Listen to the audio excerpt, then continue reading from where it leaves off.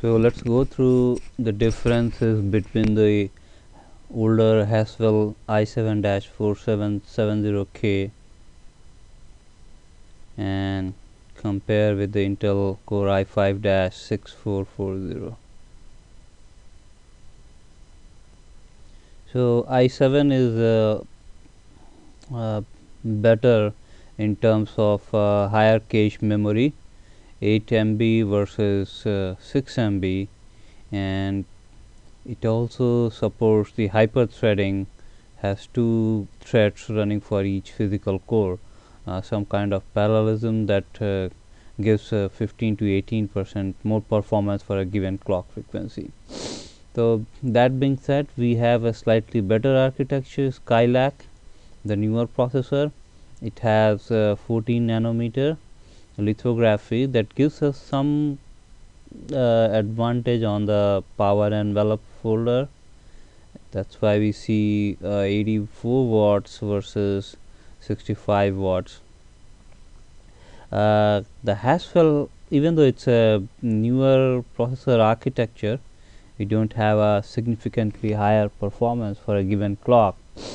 So the Haswell is still going to be substantially faster in this particular case. We have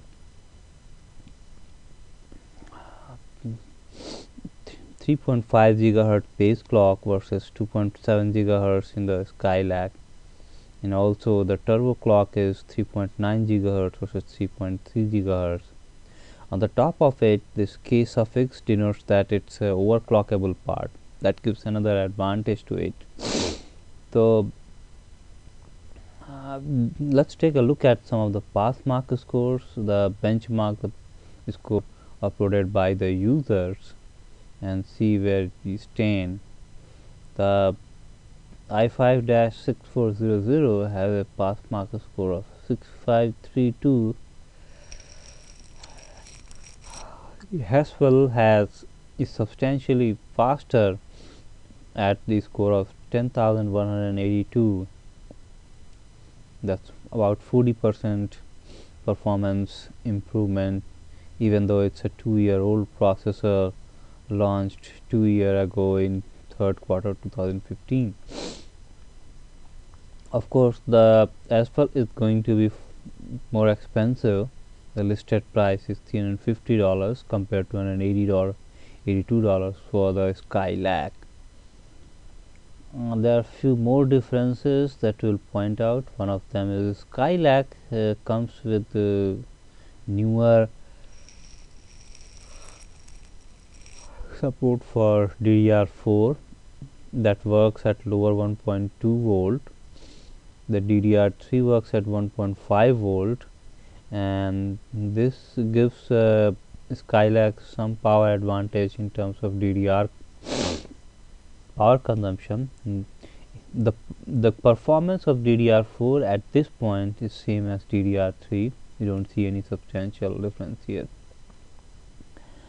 The newer graphics, HD graphics 530 is only marginally better than the HD graphics 4600. So no improvement in the integrated graphics, and there are a couple of other minor differences. For example, the bus that connects the processor to the chipset is faster. The new DMI3 can transfer up to 8 giga transfer per second compared to 5 giga transfer per second in the Haswell. I hope it helps you. Thanks for taking a look.